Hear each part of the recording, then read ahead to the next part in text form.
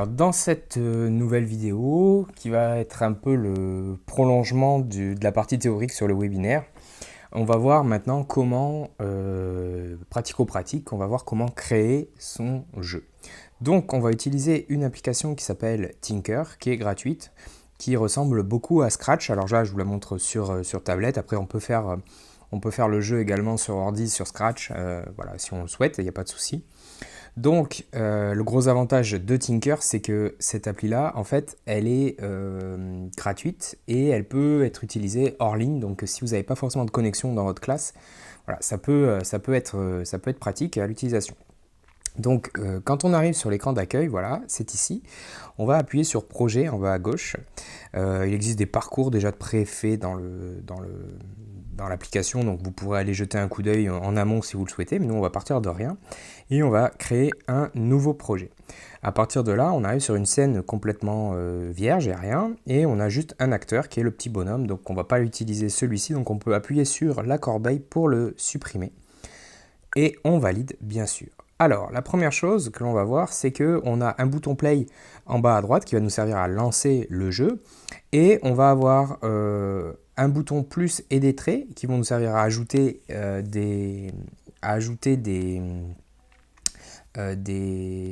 comment on appelle ça, des acteurs, les 3 points qui vont nous servir à dupliquer par exemple des acteurs ou ce genre de choses.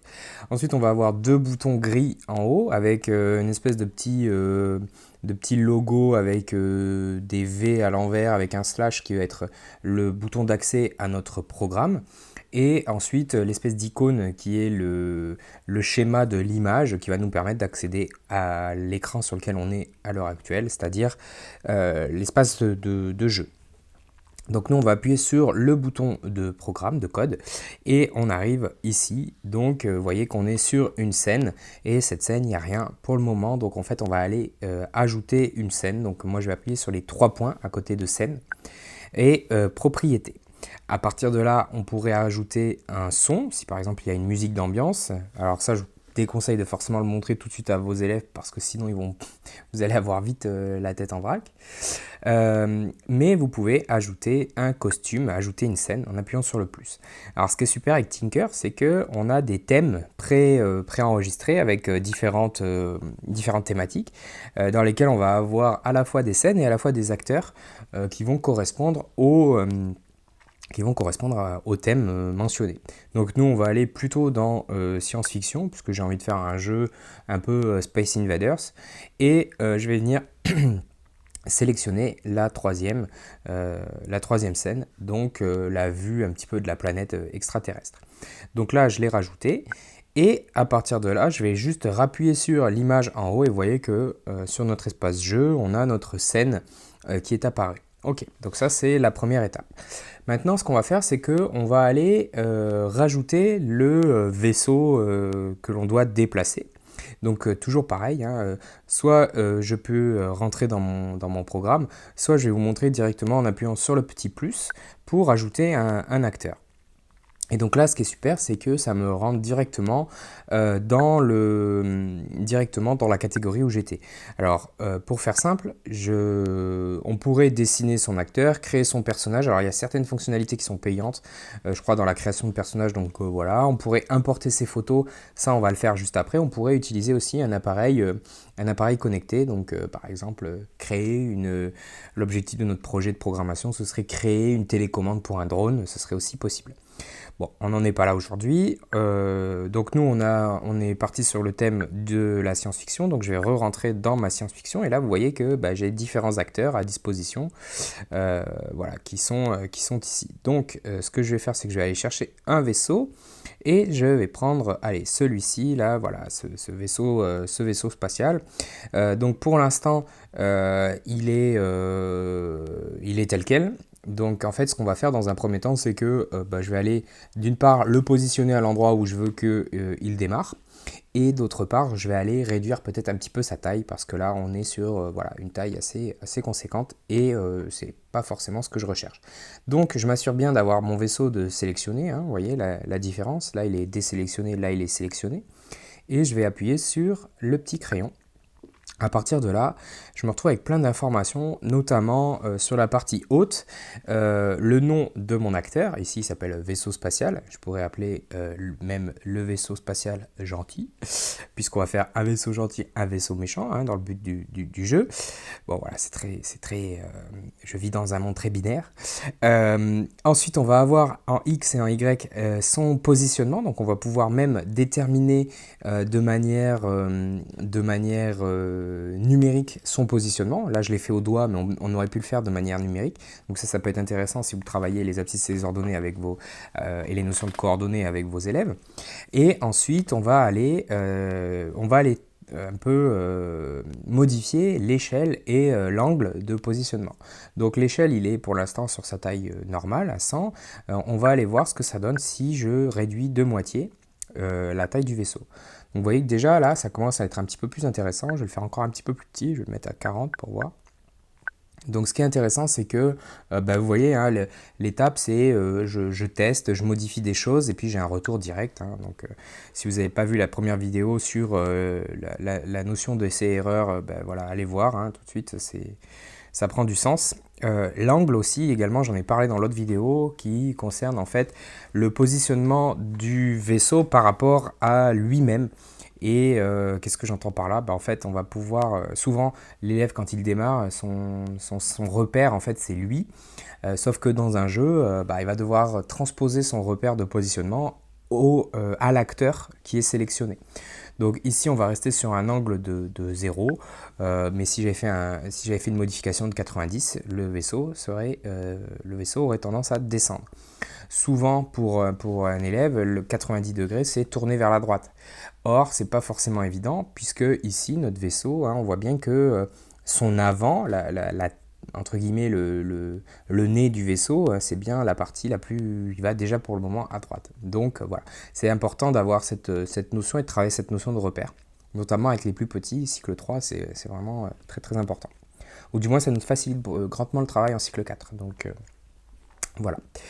Ok, donc on a notre vaisseau. Maintenant, ce qui va nous intéresser, on ne va pas encore rentrer de programme, on va aller chercher les flèches. Parce que ce qui nous intéresse, c'est de créer une sorte de petite télécommande, un petit clavier multidirectionnel avec 4 flèches, hein, monter, descendre, à droite, à gauche, pour pouvoir programmer correctement.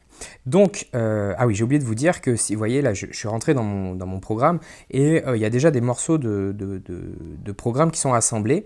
En fait, c'est tout simplement que dans l'application, il y a certains acteurs qui ont déjà avant, je vais vous montrer ce que ça donne. Il y a déjà certains acteurs qui ont Ah, oui, alors là, c'est un bug classique. Hop, pour sortir, on enregistre, on rentre. Voilà. Il y a certains acteurs qui ont déjà des morceaux de code qui sont préenregistrés. Alors, je vais vous montrer ça tout de suite. Je vais supprimer, je vais le refaire pour que vous puissiez voir. Hop, science-fiction, tac, on est sur cet acteur, on a dit en propriété qu'on le voulait à 40, voilà, donc après on va aller remodifier les coordonnées, mais je vous montre, vous voyez, là on voit un acteur qui bouge avec, en fait, on passe tout simplement de plusieurs costumes, voilà, c'est une image en fait, hein. Donc on enchaîne plusieurs types de costumes, plusieurs images, pour avoir l'impression que le vaisseau vole. Donc vous voyez, c'est cette boucle là, cette fonction qui s'appelle fly et qui nous permet de changer de déguisement. Donc on a vraiment l'impression que le vaisseau vole, puisque ça fait une petite représentation d'un réacteur. Voilà, donc on va supprimer toute cette partie là, hop, ne serait-ce que pour partir sur des bases propres, ok, et je vais aller repositionner mon vaisseau à l'endroit que je veux. Ok, donc il est là. Maintenant on va aller chercher la flèche. Alors pour aller chercher la flèche, on va rajouter un acteur en appuyant sur le petit plus, sauf que on n'a pas de flèche directement toute faite. Donc on pourrait soit la dessiner. Moi c'est ce que je faisais les premières fois que j'utilisais l'application, donc je demandais à mes élèves de la dessiner. mais ça nous donne pas franchement quelque chose de très qualitatif. Donc en fait, ce que je leur ai demandé de faire, c'est d'aller me créer une flèche directement dans Keynote et de faire avec une capture d'écran directement de l'importer comme une photo. Et c'est ce que l'on va faire tout de suite. Donc pour cette phase-là, je ne vais pas la faire devant vous, mais dans le pas à pas qui est associé, vous pourrez avoir une vidéo où je montre comment je fais cette flèche-là. Donc il y a un petit lien avec un QR code aussi, donc vous pourrez aller regarder. On va passer cette étape et on va partir du principe que la flèche est déjà faite. Donc je vais aller importer ma photo. Voilà, donc vous voyez ici, tac, ma photo qui est importée, ma flèche qui est importée, la voici, donc elle est énorme. Donc notre objectif, bien sûr, ça va être dans un premier temps de la réduire. On va aller tester un petit peu, la mettre à 20 pour voir ce que ça donne. Ok, donc je la trouve encore un peu grande, on va essayer 10 pour voir, parfait. 10 c'est un peu petit, ok, on va se mettre à 15. Ok, allez, on va dire que c'est bon.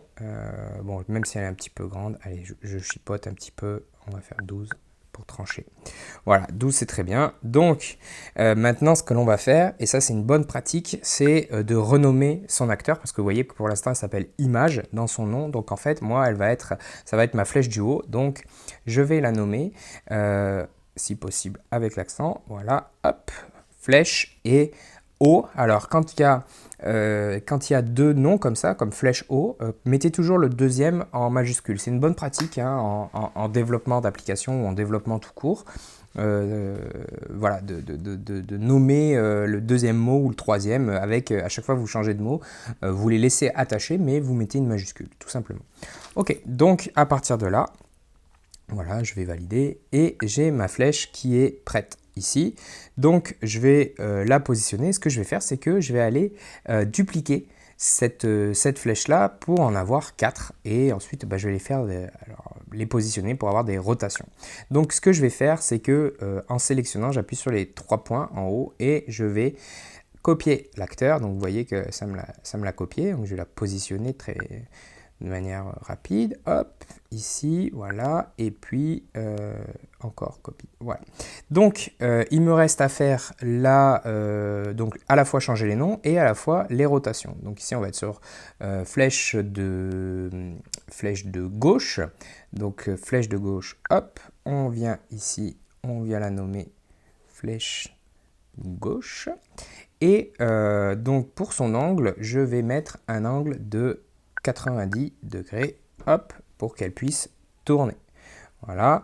Alors, je sais que pendant le webinaire, il y en a qui m'ont parlé de trigonométrie. On peut essayer d'aborder les notions de trigonométrie, de rotation, etc. aussi. Ça peut être intéressant. Je vous avoue que je ne l'ai pas fait, moi, avec mes élèves. Donc, mais ça pourrait être, pourquoi pas, intéressant à faire. Alors, là, on est sur flèche de droite, si je ne m'abuse. Voilà. Donc, hop, flèche de droite. Ok, et cette fois-ci, on pourrait faire moins 90 ou on pourrait faire 270, voilà, en lien avec la trigo. Ok, et ensuite, on est à flèche du bas. Donc, hop, là, j'ai pas accès au crayon, donc là, tac. Flèche bas, et on est sur un angle de 180. Hop, voilà. Donc, nous voilà avec nos flèches. Maintenant, ce qui nous reste à faire, tout simplement, ça va être de commencer à écrire notre programme pour que nos flèches puissent, au final,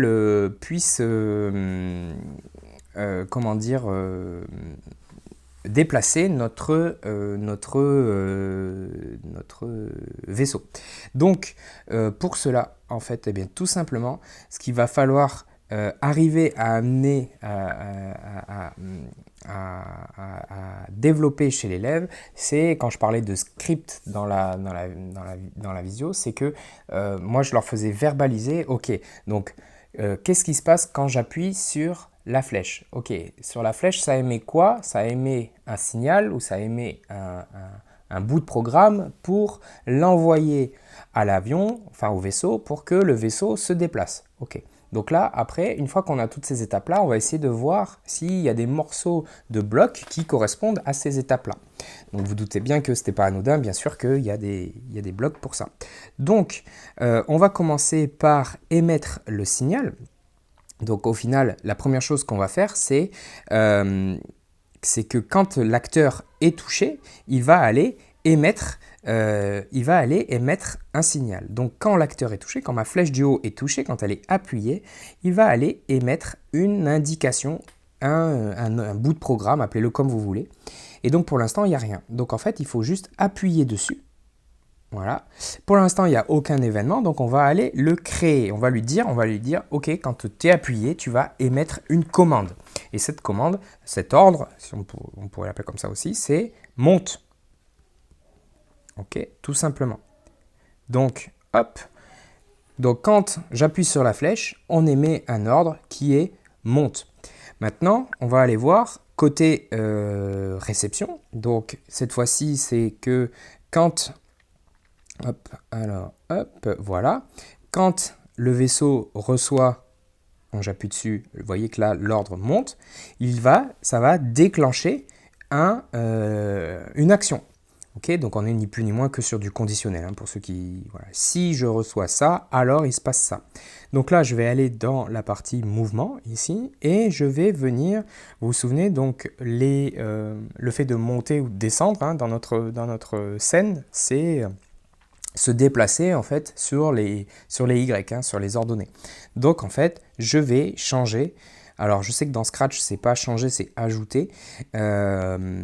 Mais dans Tinker, c'est changer Y par. Voilà, c'est comme ça. Et donc, à partir de là, on va voir ce qui se passe. Okay. Donc là, maintenant, normalement, voilà, quand j'appuie, vous voyez, j'appuie sur ma flèche du haut, ça me fait monter mon vaisseau. Sauf que j'ai un petit problème, c'est que quand je vais relancer, je suis obligé d'éteindre pour pouvoir reprendre le truc. Donc ce que je vais faire, c'est que je veux que à chaque fois que j'appuie sur play, mon vaisseau se positionne toujours au même endroit. Donc là, je vais prendre un nouveau déclencheur qui est au démarrage et je vais lui dire, ok, tu vas à... Hop. Alors, hop, il est où? Allez, à, tac. Et donc là, il me demande de rentrer deux coordonnées. Ces deux coordonnées, ça va être mon point de départ. Donc comme je ne les connais pas par cœur, on va aller à moins, on va dire, moins 406 et plus 210. Ok, donc moins 406 plus 210. Donc moins 406 plus 210. Ok. Ça veut dire que là, même si je déplace, hop, même si je déplace mon vaisseau, dès que je vais appuyer sur play, automatiquement, il va repartir sur la zone du haut. Ok, donc là, vous avez compris le principe de fonctionnement pour vraiment faire la base du jeu. Hein, donc vous pouvez le positionner n'importe où, on s'en fiche, c'est pas le problème, puisque avec le petit au démarrage, aller à, automatiquement, dès que le jeu va être lancé, le vaisseau va aller se positionner correctement. Maintenant, ce qu'il nous reste à faire, en fait, c'est de faire exactement la même chose pour chacune des flèches, et on aura déjà positionné on aura déjà créé nos premiers éléments de jeu vidéo. La vidéo, elle va s'arrêter maintenant, puisque je ne vais pas reprendre tous les différents éléments, mais vous doutez bien que c'est un peu le même principe. Hein. Si je le fais rapidement sur flèche bas, donc lorsque flèche bas est pressée, on va aller émettre l'ordre hop, descend. Tac, descendre. Voilà. À partir de là, hop, maintenant, lorsque l'acteur reçoit descendre, tac, il va cette fois-ci changer Y par moins 10. Et là, si je fais play, maintenant, quand j'appuie sur la flèche du bas, quand j'appuie sur la flèche du haut, mon acteur monte. Ok ? Je vous laisserai faire pour les autres flèches. Hein. L'idée, c'est de manipuler. Je vous montrerai ou je vous ferai des captures d'écran, si vous voulez, de la version presque complète du jeu où on rajoute... Enfin, ça, je le ferai si ça vous intéresse, si vous le demandez. où on rajoute le bouton pour tirer le laser avec le vaisseau ennemi qui apparaît et qui, à chaque fois que le laser gentil le touche, ça vient augmenter le score. Bon voilà, c'est cette petite partie-là. La vidéo est terminée, j'espère que ça vous a plu. N'hésitez pas à me faire des retours en commentaire ou sur les réseaux.